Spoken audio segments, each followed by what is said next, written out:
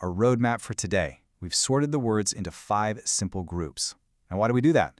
Well, because when you learn words that are related, your brain makes connections. And those connections make the words way, way easier to remember under pressure. First up, we've got a category I like to call words with two faces. These are words that seem pretty simple on the surface, but they have a second sneaky meaning that you absolutely have to know for the IBA test. Let's start with a really common one, rent. Okay, meaning number 1, we all know it. You pay rent for your apartment. Simple, but the second meaning is the one that's going to show up on your test. A rent can also mean a tear or a split, like the old flag had a large rent in it. It can even be used for ideas, like a big fight could create a rent in a friendship. Next up, intimate. As an adjective, it means what you think, very close, very personal. You have intimate friends. But the verb form, that's the key. To intimate something means to hint at it, to suggest it without saying it directly. So a manager might intimate that layoffs are coming by saying something like, "We need to make some tough changes around here."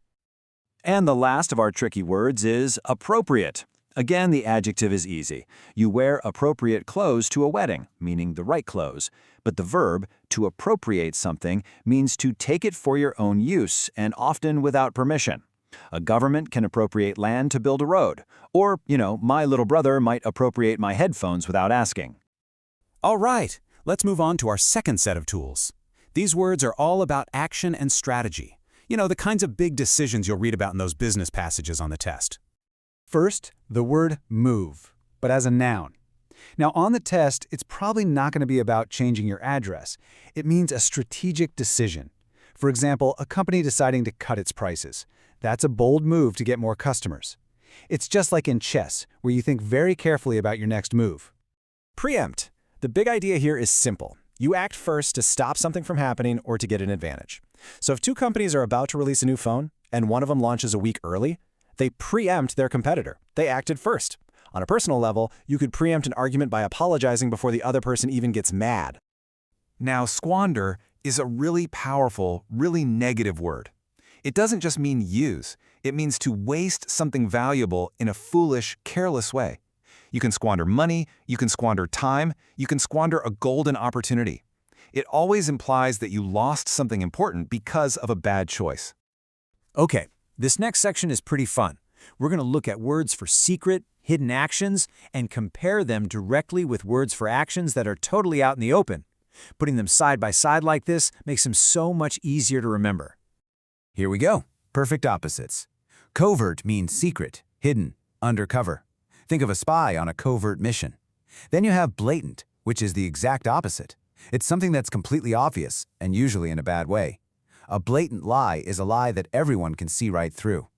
Cheating on a test right in front of the teacher is a blatant violation of the rules.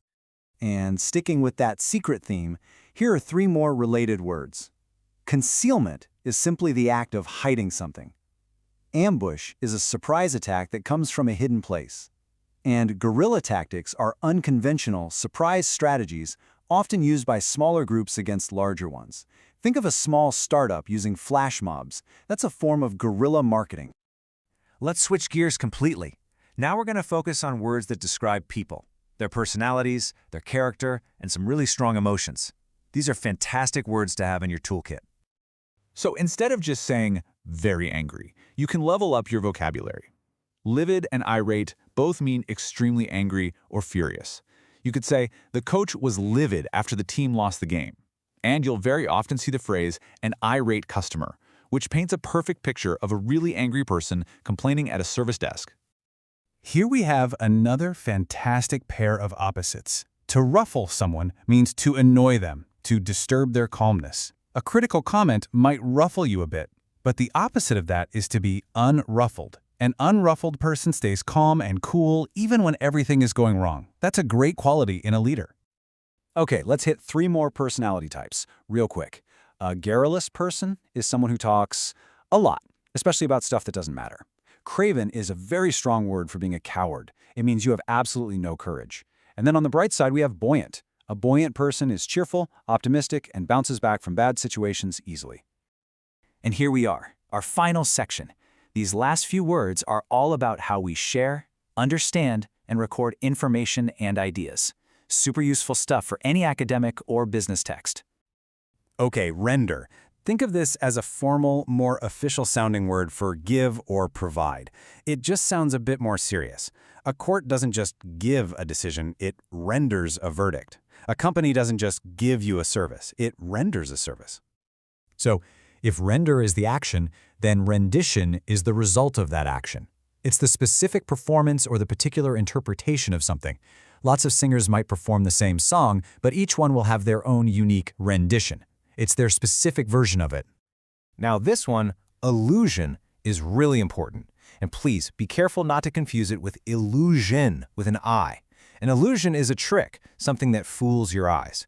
An allusion with an A is a clever, indirect reference to something famous, like a book, a myth, or a historical event. The best way to remember chronicle, look at the word itself. Chrono is related to time, right?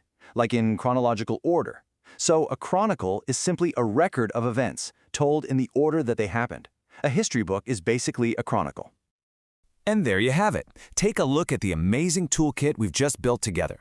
We've got words with double meanings, words for strategy, words for secret plans, words to describe people, and words for talking about ideas. By grouping them like this, you've basically created a mental map to help you find the right word when you need it.